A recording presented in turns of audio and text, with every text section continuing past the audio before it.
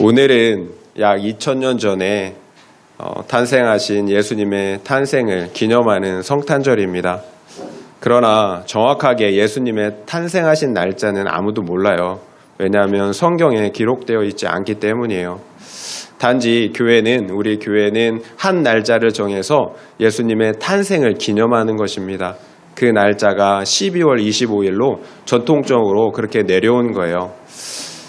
그러나 정말 중요한 것은 예수님이 탄생한 날짜보다 더 중요한 것은 예수님의 탄생의 의미를 잘 알고 기념하는 것입니다.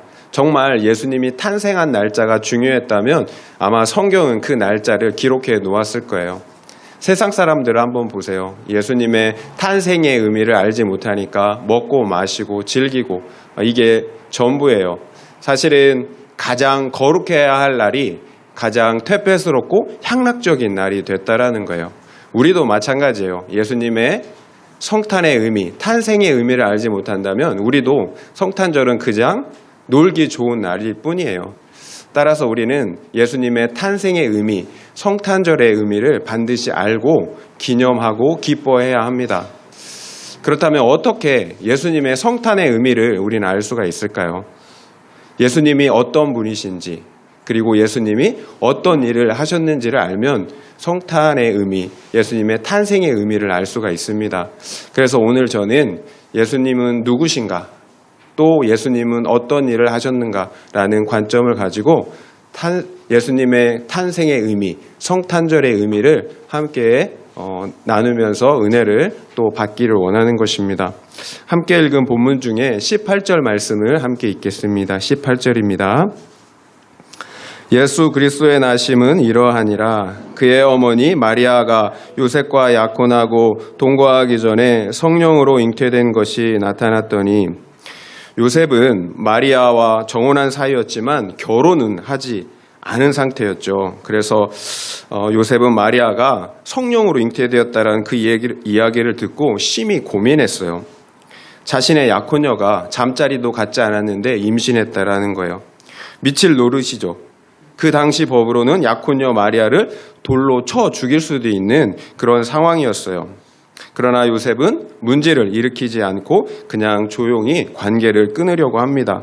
성경은 그런 요셉을 의롭다라고 말하고 있어요. 요셉이 고민하고 있을 때 하나님의 사자가 요셉의 꿈에 나타났습니다. 그리고 마리아 데려오기를 두려워하지 말라고 합니다. 왜냐하면 그 아이는 성령으로 잉태되었기 때문입니다. 그렇습니다. 예수는 성령으로 잉태되었어요. 남자와 관계없이 동정녀에게서 탄생했다라는 거예요. 그런데 여러분이 이 사실을 믿을 수 있겠습니까? 동정녀 탄생에 대해서 재미있는 이야기를 들은 적이 있어요. 코미디언들이 하용조 목사님과 성경 공부를 했다고 해요. 하용조 목사님께서 예수님의 동정녀 탄생을 가르치니까 어떤 코미디언이 이렇게 얘기했대요. 그럼 말도 안 되는 얘기 하지 마시라고. 성경에 교훈되는 말이 얼마나 많냐고. 그러니까 그 중에 교훈되는 말 좀 가르쳐달라고 이렇게 얘기했대요. 그러자 구봉서, 여러분 아시죠? 구봉서. 그분이 장로였거든요. 근데 그분이 이렇게 얘기했대요. 야 임마, 남편 요셉도 믿는데 네가 뭐라고 안 믿냐? 이렇게 얘기했다라는 거예요. 그냥 가볍게 웃어 넘길 수 있는 이야기이기도 하지만 그러나 반드시 우리 역시 생각해 봐야 할 문제이기도 하는 거예요. 그렇다면 나는 예수님의 동정녀 탄생을 믿는가? 문자 그대로 아주 의심 없이 믿을 수 있는가? 이 사실을 믿지 못한다면 우리는 성경의 어떤 말씀도 믿을 수가 없다라는 거예요. 믿을 수 있는 것은 믿고 믿지 못할 것 같은 사실들은 믿지 못한다면 그것은 믿음이 아닌 거죠. 하용조 목사님이 이런 말씀을 하셨어요. 성경에 나오는 천지창조 그리고 예수님 부활, 이 두 가지 사실만 믿는다면 성경에 나오는 어떤 것도 다 믿을 수 있다라는 거예요. 어떤 기적도. 결국 하나님을 믿는다라는 것은 반드시 우리의 이성의 문제를 초월하는 어떤 영역이 있다라는 거예요. 어떻게 유한한 인간이 전능하신 신 하나님을 다 이해할 수가 있겠어요? 바퀴벌레가, 꿈틀거리는 지렁이가 인간을 다 이해할 수 있겠어요? 그래요. 우리는 어떤 영역에서는 하나님을 알기에 믿는 것이 아니라 하나님을 믿기에 아는 거예요. 우리가 믿게 되면 성령께서 우리에게 오셔서 우리의 지각을 열어주세요. 그래서 어떤 영역에서 그 부분을 알고 믿게 해주신다는 거예요. 그래서 믿음은, 성경은 우리가 가질 수 있는 그 무엇이 아니라 하나님께서 주실 때만 가질 수 있는 은혜이고 선물이라고 말씀하고 있는 거예요. 그래서 끝내 믿음을 갖지 못하는 사람들도 있다라는 거예요. 결국 우리의 자세, 태도의 문제인 거예요. 겸손함으로 하나님을 믿고 알기를 원한다면 하나님께서 은혜를 베풀어 주신다라는 거예요. 반드시 알고 믿게 해 주신다라는 거예요. 우리가 맹목을 말씀을 드리는 게 아니에요. 분명히 합리적이고 논리적인 부분이 있어요. 그런데 어떤 영역에서는 반드시 우리의 이성을 초월하는 영역이 있다라는 거예요. 그래서 믿음으로 하나님을 신뢰한다라는 게 쉬운 것 같지만 쉽지 않은 영역이에요. 그렇다면 성령으로 잉태되었다라는 것, 동정녀 탄생은 어떤 의미가 있을까요? 먼저는, 첫째는 예수는 죄가 없는 인간이라는 거예요. 죄가 없는 인간. 모든 인류는 아담의 후손입니다. 아담의 죄가 그 출생을 통하여서 모든 사람에게 유전된다라는 거예요. 그래서 모든 인류는 죄악 가운데 죄인으로 태어나는 거예요. 그렇다면 동정녀 탄생은 아담의 죄가 유전되지 않은 유일한 인간이라는 의미예요. 그런 의미에서 모든 인간은 남자의 후손이지만 예수님만큼은 여자의 후손이라고 말할 수가 있는 거예요. 결국 예수만이 죄가 없는 유일한 인간이라는 것입니다. 동정녀 탄생의 의미 두 번째는 예수가 하나님이라는 것입니다. 성령으로 잉태되었다라는 것은 예수가 죄가 없는 인간이라는 의미와 함께 동시에 하나님이라는 의미예요. 예수님은 인간인 동시에 하나님이세요. 우리는 삼위일체 하나님을 믿습니다. 그래서 삼위일체 하나님을 신앙으로 고백하는 거예요. 아버지와 아들 그리고 성령님이 한 하나님이라고 믿어요. 삼위일체 하나님을 믿는다라는 것은 사실은 결코 쉬운 일이 아니에요. 동정녀 탄생만큼이나 믿기 힘든 개념이에요. 그러나 성경은 분명하게 삼위일체 하나님을 말씀하고 있다라는 거예요. 아버지와 아들과 성령이 한 본체예요. 한 본체. 그러나 각각 다른 인격으로 존재한다라는 거예요. 한 본체인데 세 분의 인격으로 존재한다라는 거예요. 참 어렵죠. 그러니까 예수는 신분상으로는 하나님의 아들이에요. 그런데 본질적으로는 하나님이시라는 거예요. 성경의 증거를 보도록 하겠어요. 여러분 참 믿기가 어렵죠. 그래서 성경의 증거를 보겠습니다. 이사야 9장 6절 말씀을 제가 읽어드릴게요. 이는 한 아기가 우리에게서 낳고 한 아들을 우리에게 주신 바 되었는데 그의 어깨에는 정사를 메었고 그의 이름은 기묘자라 모사라 전능하신 하나님이라 영존하시는 아버지라 평강의 왕이라 할 것임이라. 예수님이 태어나시기 전에 600년 전에 예언된 말씀이에요. 한 아기가 우리에게서 낳고 한 아들을 우리에게 주신 바 되었는데 그분이 어떤 분이에요? 전능하신 하나님이래요. 영존하시는 아버지래요. 평강의 왕이래요. 하나님이 한 아이로 우리에게 오실 것을 600년 전에 예언되어 있었다라는 거예요. 이제 신약의 말씀을 보겠어요. 빌립보서 2장 6절이에요. 그는 근본 하나님의 본체시나 하나님과 동등됨을 취할 것으로 여기지 아니하시고 골로새서 1장 15절 그는 보이지 아니하는 하나님의 형상이요 보이지 않는 하나님의 형상. 고린도후서 4장 4절에서도 그리스도는 하나님의 형상이니라 라고 말씀하고 있다라는 거예요. 그리고 요한복음 1장 1절부터 3절 말씀도 여러분에게 소개해 드리겠습니다. 태초에 말씀이 계시니라 이 말씀이 하나님과 함께 계셨으니 이 말씀은 곧 하나님이시니라. 태초에 계신 말씀이 하나님과 함께 계셨는데 그 말씀이 하나님이시래요. 이게 바로 예수 그리스도를 말씀하고 있는 거예요. 그가 태초에 하나님과 함께 계셨고 만물이 그로 말미암아 지은 바 되었으니 지은 것이 하나도 그가 없이는 된 것이 없느니라. 만물이 그로 말미암아 지은 바 되었대요. 지은 것이 하나도 그가 없이 지어진 것 그가 없이 된 것이 없다라고 말씀하고 있어요. 태초부터 계셨던 말씀, 그 말씀이 바로 하나님이신데 그 하나님이 천지를 창조하신 하나님이라는 거예요. 그러니까 예수 그리스도는 창조주 하나님이라는 거예요. 이외에도 성경은 예수님이 하나님이라는 사실을 수도 없이 증거하고 있다라는 거예요. 결국 우리가 믿는 예수는 완전한 인간이시면서 동시에 완전한 하나님이라는 사실을 알 수가 있어요. 하나님께서 육신을 입고 이 세상에 오셨다라는 거예요. 이것이 성경이 증거하고 있는 바예요. 그렇다면 왜 하나님께서 이 세상에 오셔야 했을까요? 21절입니다. 21절 함께 읽겠습니다. 21절이에요. 시작. 아들을 낳으리니 이름을 예수라 하라. 이는 그가 자기 백성을 그들의 죄에서 구원할 자이심이라 하니라. 이것이 하나님께서 육신을 입고 이 땅에 오신 이유예요. 자기 백성을 그들의 죄에서 구원하기 위해서. 천사는 요셉에게 그 아이의 이름을 예수로 하라고 말합니다. 그가 자기 백성을 그들의 죄에서 구원할 자라고 하는 거예요. 예수 이름의 의미가 있어요. 여호와께서 구원하심이라는 의미예요. 예수라는 이름이 여호와께서 구원하심이라는 의미예요. 그래요. 여호와 하나님께서 이 땅에 친히 찾아오신 거예요. 그냥 무력으로 사탄을 제압하고 인간을 구원하시면 되지 않을까 이런 생각을 우리는 합니다. 하나님이 전능하신데 왜 육신을 입고 이 땅에 와야 했을까요? 굳이 연약한 인간의 몸을 입고 오실 이유가 없다라는 거예요.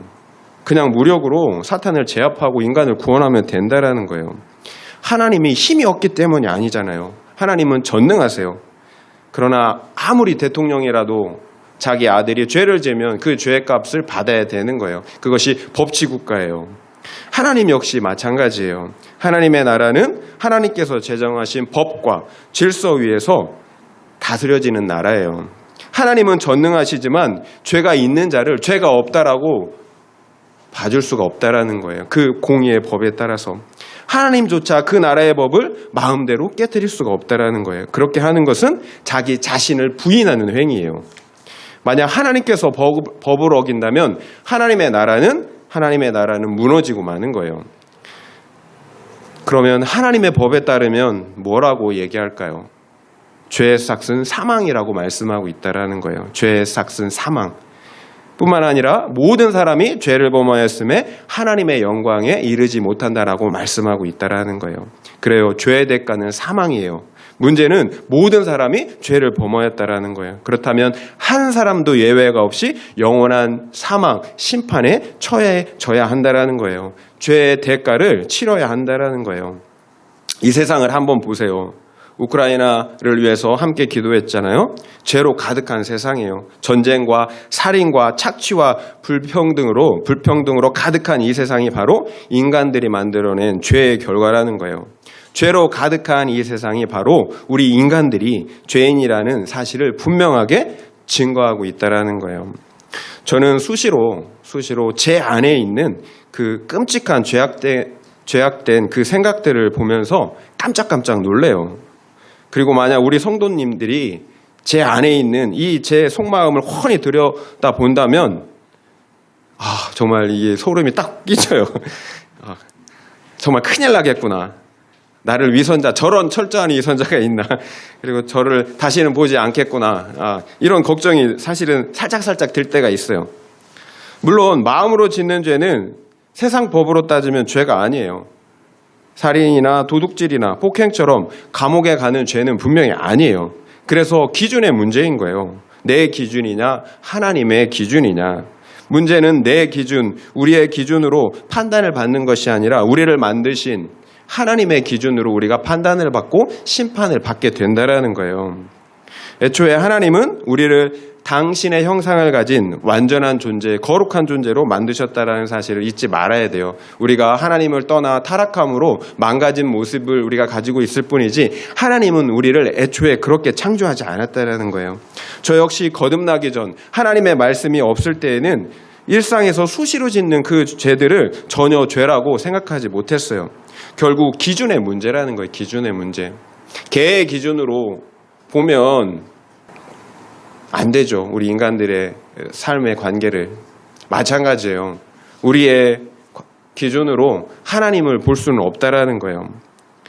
하나님의 말씀의 기준으로 보면 모든 인류는 다 영원한 죽음, 영원한 형벌을 받아야 하는 죄인들이라는 거예요.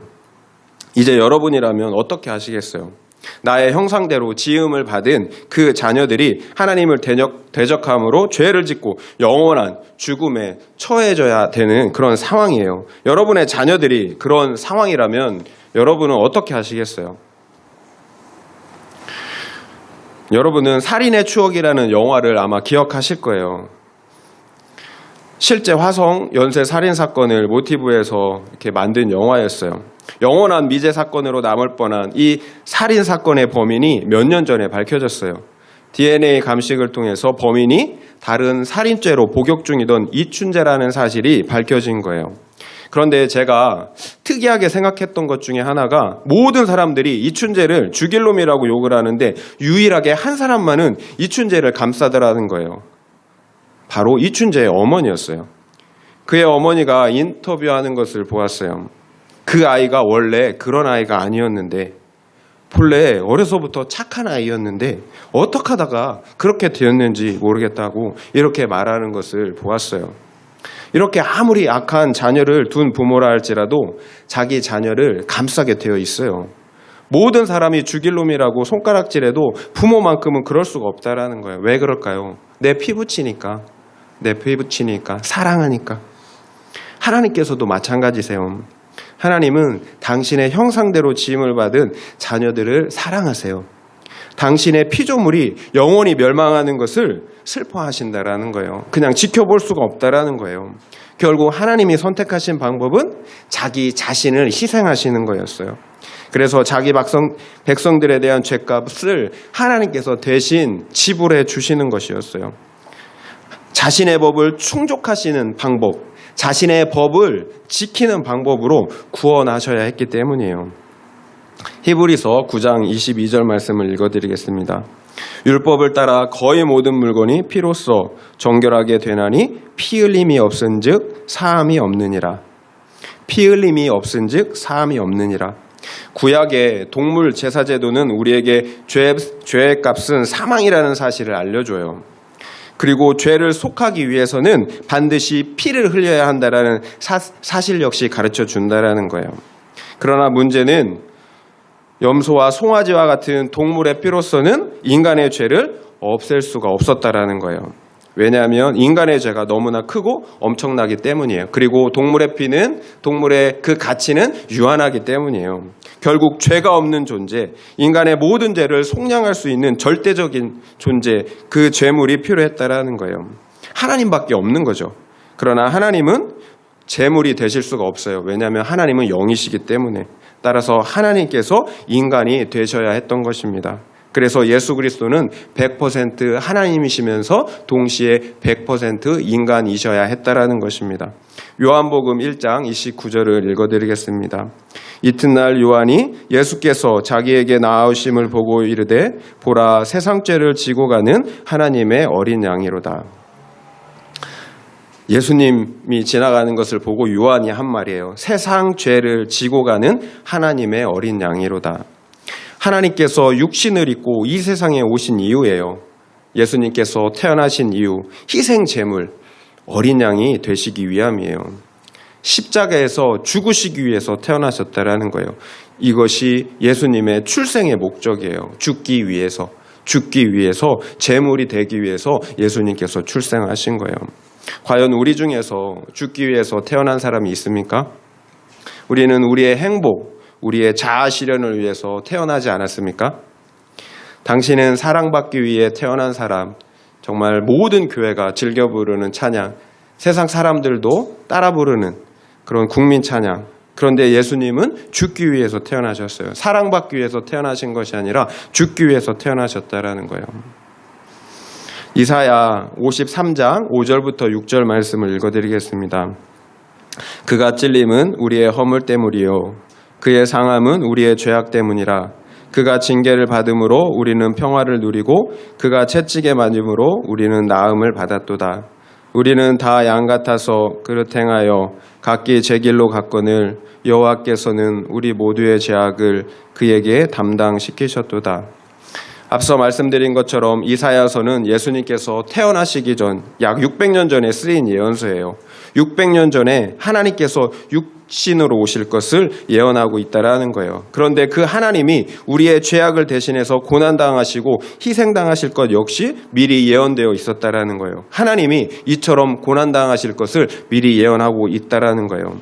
여기에서 묘사하고 있는 사람이 십자가의 예수가 아니면 누구겠어요? 600년 전에 이미 기록되어 있었다라는 거예요. 그가 찔림은 우리의 허물 때문이요, 그가 상함은 우리의 죄악 때문이라. 그가 징계를 받음으로 우리는 평화를 누리고 그가 채찍에 맞음으로 우리는 나음을 받았도다.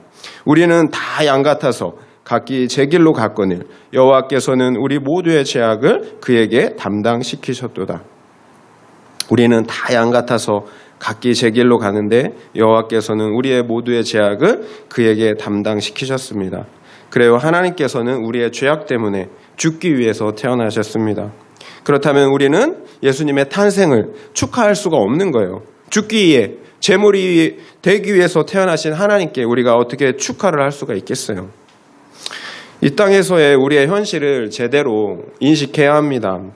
하나님께서 우리의 죄를 위해 죽어주셨어요. 하나님께서 우리의 죄를 위해서 죽어주셨어요. 이것이 무엇을 의미합니까? 우리의 죄가 가벼운 게 아니라는 거예요. 우리의 죄가 너무 심각하다라는 거예요. 우리는 앞서 언급한 살인범처럼 사형이 언도된 사형수들이에요. 당장 내 육신의 행복을 위해서 살아갈 수 있는 사람들이 아니라는 거예요. 인생은 길지 않아요. 한 번분은 바람과 같다라고 말씀하고 있어요. 우리가 피부로 느끼잖아요. 아침에 잠시 맺었다가 사라지는 이슬과 같아요.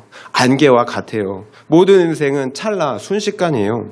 이 땅의 삶을 영원한 것처럼 살아서는 안 된다라는 거예요. 반드시 우리 죄와 죽음의 문제를 해결해야 하는 거예요. 그래서 하나님께서 죽어주신 거예요. 우리의 죄와 죽음의 문제를 해결하라고 예수님께서 죽어주신 거예요.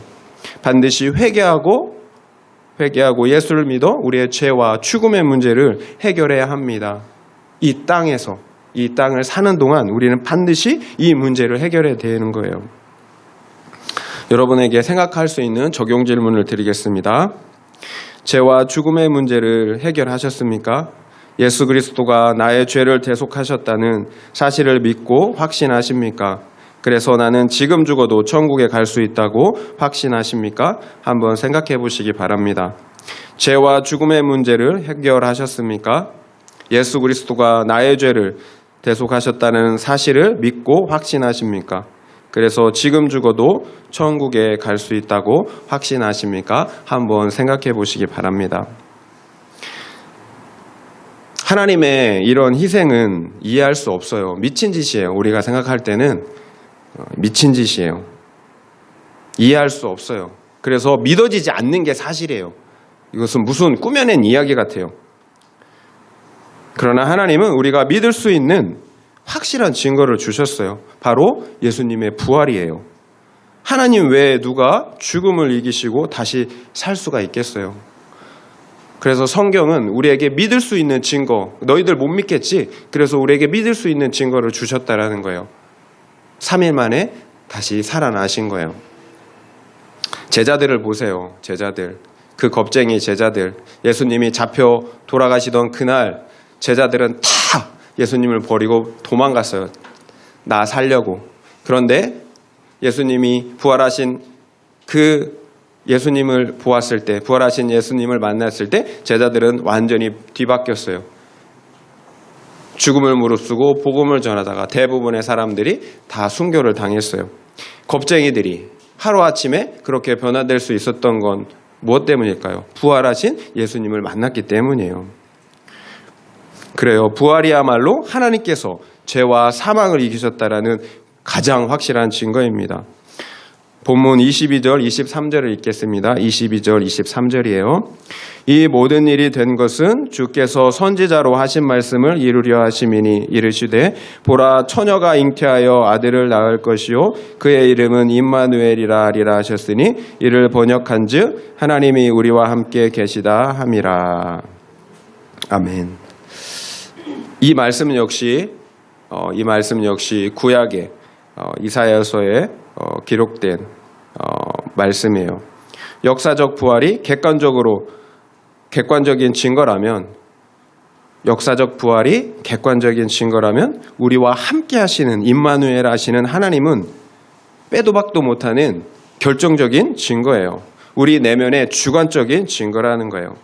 사실 아무리 예수님의 부활이 역사적인 사실이라고 말할지라도 하나님이 우리와 함께 하시지 않으면 부활하신 예수를 믿을 수가 없다라는 거예요.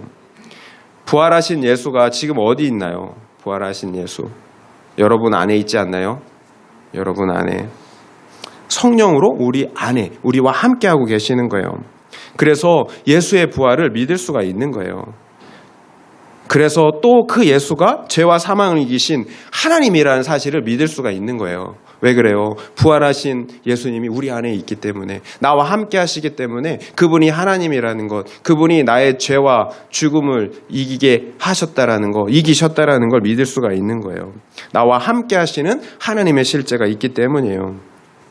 하나님께서 육신을 입고 이 세상에 오신 이유예요. 먼저는 제물이 되셔야 했기 때문입니다. 그리고 최종적으로는 우리와 영원히 함께 하시길 원하셨기 때문이에요. 이것이 하나님이 육신을 입고 이 땅에 오신 이유예요. 먼저는 제물이 되셔야 했고요. 두 번째는 우리와 영원히 함께 하시기를 원하셨기 때문입니다. 구원은 두 단계로 이루어졌어요. 먼저는 죄의 값을 지불하는 구체적인 희생이 있어야 했어요. 하나님의 법을 충족하는 그 희생이, 하나님의 그 공의의 법을 충족하는 희생이 있어야 됐다라는 거예요. 그리고 그 죄사함이 온전히 이루어진 것을 확증하는 것이 하나님께서 함께 하심을 통해서 실제가 되었다라는 거예요. 구원은 하나님이 함께 하시는 거예요. 생명은 하나님께만 있어요. 생명이신 하나님께 떨어진 것이 바로 죽음이었어요. 따라서 구원의 최종적인 모습은 생명이신 하나님이 우리와 함께 하시는 거예요. 그래서 우리의 구원은 하나님의 함께 하심으로 확증이 되는 거예요. 결국 하나님은 우리와 영원토록 함께 하시기 위해서 인간이 되어서 이 땅에 찾아오셨다라는 거예요. 이것이 사실 본래 창조의 목적이었어요. 하나님이 우리와 사귀기를 원하는 거예요. 우리와 함께 하시기를 원하는 거예요. 우리와 교제하기를, 영원히 함께 교제하면서 그 안에서 사랑을 누리기를 원하셨다라는 거예요. 이것이 하나님께서 우리를 창조하신 이유고 목적이에요. 그리고 본문에서 볼 때 무엇보다 예수님의 탄생은 선지자로 하신 말씀, 구약에 예언된 그 말씀의 성취라는 사실을 알 수가 있어요. 예수님의 탄생과 그 십자가의 구속의 사건은 어느 날 갑자기 하늘에서 뚝 떨어진 사건이 아니라는 거예요. 계속해서 구약에 예언되었던 하나님의 말씀의 성취였다라는 거예요. 창세기 3장 15절 말씀, 우리가 다 아는 말씀이잖아요. 예수님은 여자의 후손이에요. 그래서 예수님의 후손이 사탄의 머리를 깨트릴 것을 예언하고 있어요. 그 말씀이 이루어진 거예요. 그리고 아브라함을 부르시고 또 그래서 아브라함에게 약속을 하셨잖아요. 너와 내 자손을 통해서 온 땅의 열방의 사람들이 복을 받을 것이다. 그리고 이스라엘 자손들을 통해서, 이스라엘 민족들을 통해서 하나님께서 수없이 동일한 약속을 하셨다라는 거예요. 그 약속들이 결국 예수 그리스도께 성취가 된 거예요. 로마서 5장 8절 말씀을 읽어드리겠습니다. 우리가 아직 죄인 되었을 때에 그리스도께서 우리를 위하여 죽으심으로 하나님께서 우리에 대한 자기의 사랑을 확증하셨느니라. 우리가 아직 죄인 되었을 때 그리스도께서 우리를 위하여 죽으심으로 하나님께서 우리에 대한 자기의 사랑을 확증하셨느니라. 하나님은 우리가 아직 죄인 되었을 때, 우리가 의로울 때가 아니라 죄인 되었을 때 우리를 위해 죽어주심으로 우리에 대한 자기의 자신을 확증하셨다라고 말씀하고 있어요. 계속 말씀드리지만 사랑의 크기는 희생의 크기와 정비례해요. 아무리 사랑한다라고 말해도 희생하지 않고 손해보지 않는다면 사랑하지 않는 거예요. 그래서 우리는 부모님의 사랑에 감사하고 또 평생의 그 사랑에 보답하고자 하는 거예요. 부모님의 사랑을 그 평생의 희생과 헌신을 통해서 알기 때문이에요. 부모님의 사랑이 얼마나 큰지 그 희생을 통해서 알기 때문이에요. 그런데 하나님께서 자기 목숨을 우리를 위해서 희생하셨다라는 거예요. 나를 살리기 위해서. 나를 위해서 예수님이 오신 거예요. 나를 살리기 위해서. 이 사실을 믿을 수가 있겠습니까? 내가 뭐라고 하나님이 죄인인 나를 이렇게 사랑하십니까? 이 사실이 정말 100% 믿어진다면 아마 우리는 가슴이 다 터져버릴 거예요. 정말 믿는다면 그냥 있을 수가 없어요. 하나님이 나를 위해서 사랑해서 죽어주셨다는데 어떻게 가만히 있을 수가 있어요. 그래서 성경과 기독교 역사를 통해 볼 때 그 사실이 믿어졌던 사람들은 완전히 그 삶이 180도 뒤바뀌었다라는 거예요. 부족하지만 저 역시 예수님을 인격적으로 만났을 때 나도 모르게 고백했던 말이 있어요. 당신이 나를 위해서 죽어주신 것처럼 나도 평생을 당신을 위해 살겠습니다. 그냥 일부러 의도적으로 말한 게 아니에요. 나도 모르게 내 마음에서 그냥 우러나서 그 말이 나오더라고요. 정말 하나님이 나를 위해서 죽어주셨다면 이렇게 고백하는 것이 너무나 당연하다라는 거예요. 정말 믿는다면 말이에요. 하나님이 나를 위해 죽어주셨습니다. 이 세상에서 대체 누가 나를 대신해서 죽어주실 수가 있겠어요? 여러분의 배우자, 여러분 자녀들을 위해서 죽어줄 수 있겠습니까? 그렇다면 이제 우리는 어떻게 해야 할까요? 하나님의 사랑에 보답할 수 있는 최고의 행위는 무엇일까요? 바로 하나님의 사랑을 믿는 거예요. 다른 게 없어요. 하나님의 사랑을 있는 그대로 믿는 거예요. 하나님의 사랑을 의심 없이 받아들이는 거예요. 그리고 그 사랑을 누리는 거예요. 이것이 하나님이 보여준 사랑에 대해서 우리가 보답할 수 있는 최고의 행위예요. 유튜브에서 짧은 영상 하나를 본 적이 있어요. 우리가 어떻게 하나님을 사랑할 수 있을까라는 내용이었어요. 우리는 하나님을 사랑하고 싶어요. 그런데 하나님을 사랑하는 것이 쉽지가 않아요. 그런데 그 영상에서는 하나님을 사랑하기 위해 노력하지 말라고 말하더라고요. 아이들은 엄마를 사랑하기 위해 노력하지 않는다라는 거예요. 그저 엄마 품에서 엄마의 사랑을 흡족하게 누릴 뿐이에요. 아이는 그 엄마의 사랑을 받아 누리면 누릴수록 결국은 엄마를 더 사랑하게 된다라는 거예요. 내가 사랑을 받으면 받을수록 엄마를 더 사랑하게 된다라는 거예요. 하나님을 사랑하는 것도 마찬가지라는 거예요. 하나님의 사랑을 의심 없이 받아 누리면 누릴수록 하나님을 사랑하게 되는 거예요. 하나님을 사랑하기 위해 노력할 필요가 없다라는 거예요. 결국은 관계의 문제인 거예요. 관계. 하나님의 사랑을 믿어야 합니다. 그리고 그 사랑 안에서 온전히 누려야 합니다. 관계예요. 관계. 하나님을 갈망하시길 바라요. 교제 없이, 사귐 없이 어떻게 하나님의 사랑을 누릴 수가 있겠어요? 사귐 안에서, 교제 안에서 그 사랑을 누릴 수가 있는 거예요. 우리가 하나님을 원하고 갈망할 때 하나님께서 우리와 함께 해주세요. 성령으로 우리와 함께 해주세요. 그리고 그 성령으로 하나님의 사랑을 한량없이 부어주세요. 우리 심령 안에 필요한 건 그와 같은 사랑이에요. 은혜예요. 우리가 목마른 이유, 그래서 세상의 것들을 더 추구하는 이유가 바로 우리 안에 그 하나님이 없기 때문이에요. 그 사랑이 없기 때문이에요. 이것이 구원의 실제예요. 이것이 생명의 능력인 거예요. 우리가 비록 이 땅에서는 음침한 사막의 골짜기를 걸어가요. 너무나 힘들잖아요. 우리의 모든 문제와 어려움들, 그럼에도 넉넉히 이겨낼 수 있는 이유는 바로 우리 안에 하나님이 계시기 때문이에요. 하나님이 그 사랑을 부어주시기 때문이에요. 하나님의 사랑이 모든 두려움을 내어 쫓아요. 여자는 약하지만 엄마는 강한 이유가 그 안에 사랑이 있기 때문에 마찬가지예요. 하나님의 사랑을 우리에게 부어주시면 우리는 강해요. 세상을 이길 수가 있는 거예요. 자기의 목숨을 내어주신 하나님이 대체 우리에게 무엇을 아끼시겠어요?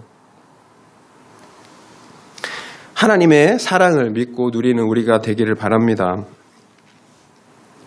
여러분, 비록 하나님이 우리의 죄를 사하시기 위해서 이 땅에 오셨지만, 그래서 십자가에서 모든 구속을 이뤘지만 우리가 하나님과 관계가 없다면 그것이 무슨 의미가 있겠어요? 세상 사람들과 별반 다르지 않는 거죠. 하나님의 그 사랑을 믿음으로 받아 누리시길 바랍니다. 그래서 그 구원이 실제가 되고 생명이 실제가 되는 은혜가 있기를 바랍니다. 적용 질문 드리겠습니다. 한번 생각해 보실 수 있는 적용 질문. 예수 그리스도가 나를 구원하셨다는 확실한 증거가 있습니까? 하나님께서 나와 함께 하시는지, 또 하나님과 친밀한 사귐을 누리고 있는지, 이 기준을 가지고 한번 생각해 보시길 바랍니다. 예수 그리스도가 나를 구원하셨다라는 확실한 증거가 있습니까? 하나님께서 나와 함께 하시는지, 또 하나님과 친밀한 사귐을 누리고 있는지, 이 기준을 가지고 한번 생각해 보시길 바랍니다. 말씀을 마무리하겠습니다. 지금까지 본문의 말씀을 통해서 성탄절의 의미를 살펴보았습니다. 예수님은 대체 누구신가, 또 어떤 일을 하셨는가를 살펴보았어요. 우리가 무엇을 알 수 있었습니까? 예수님은 100% 하나님이시며 100% 인간이라는 사실을 알았습니다. 천지를 창조하신 하나님께서 제물이 되시기 위해서 오셨다라는 사실을 알았습니다. 하나님께서 죽기 위해 태어나셨다라는 사실을 알았습니다. 그렇습니다. 하나님은 우리의 우리를 죄와 사망에서 구원하시기 위해서 오셨습니다. 또한 우리와 영원토록 함께 하시기 위해서 오셨습니다. 왜 그랬습니까? 왜 그러셨습니까? 다른 이유는 없습니다. 하나님께서 우리를 사랑하시기 때문입니다. 이 분명한 사실, 변하지 않는 이 한 가지 사실을 믿음으로 다 받아들이는 우리가 되기를 예수의 이름으로 축원드립니다.